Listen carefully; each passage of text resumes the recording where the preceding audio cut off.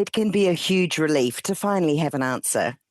Maybe you've spent years wondering why certain things seem harder for you than they do for everyone else.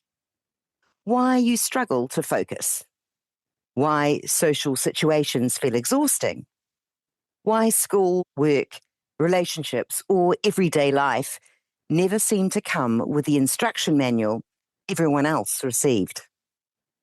Then one day you get a diagnosis: ADHD, autism, dyslexia, anxiety, and suddenly things start making sense. For many people, it's validating. It explains years of confusion. It can even bring a sense of peace. But sometimes something else happens. The diagnosis becomes the entire story. Instead of helping us understand ourselves, it starts defining us. Today, we're talking about a strategy that takes a different approach. What if a diagnosis wasn't a destination? What if it was simply a compass? Welcome to ADHD Different Strategies.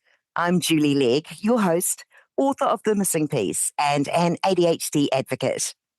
Over the years, I've had the privilege of speaking with incredible guests, unpacking real-life strategies, mindsets, and tools for navigating ADHD. This Bitesized series brings those insights together: short, practical, and ready to use.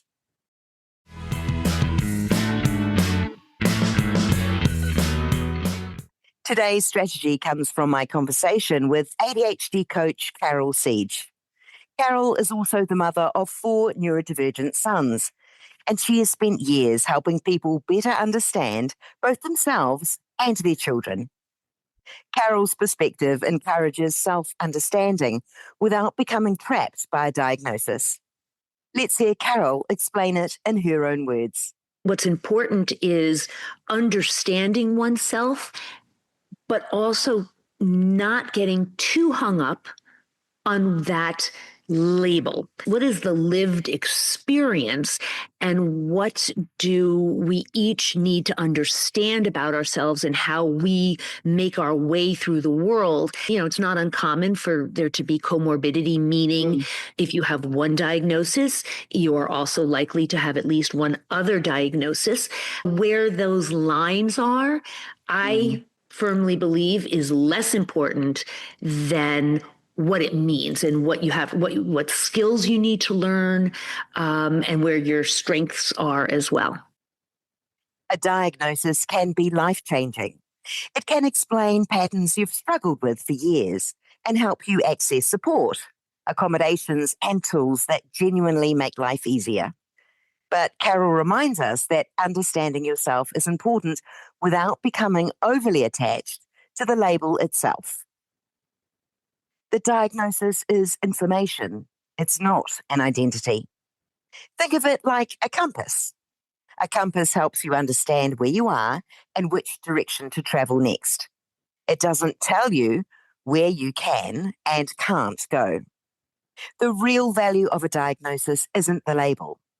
It's what the label teaches you about how your brain works. This strategy is especially useful when you've recently received a diagnosis and feel overwhelmed by what it means. You find yourself defining your abilities by a label. You're focusing only on challenges and forgetting strengths. You're supporting a neurodivergent child and wondering what comes next. You've started saying things like, "I can't because I have ADHD," or "that's just how I am." You want understanding without limitation. The goal is awareness, not restriction. When it comes to practicing this strategy, use the diagnosis as information. Instead of asking, "What does this label mean?" ask yourself, "What does this tell me about how my brain works?" Look for patterns, challenges, and needs that become easier to understand through that lens. Focus on supports. A diagnosis is most useful when it leads to practical action. Maybe that's coaching. Maybe it's medication. Maybe it's sensory supports, visual reminders, flexible work arrangements, or learning new skills. Don't stop at the diagnosis. Ask what will actually help. Look for strengths too. Many diagnoses focus heavily on deficits. Balance the picture. What strengths come with your brain wiring? Creativity, curiosity, pattern recognition, problem solving, persistence. The full picture matters. Allow growth. A diagnosis explains your starting point. It doesn't predict your future. Skills can be learned. Systems can be developed. Support can make a difference. Acceptance and growth can exist side by side. Update your story. Many of us build identities around old experiences. Maybe school convinced you that you weren't smart.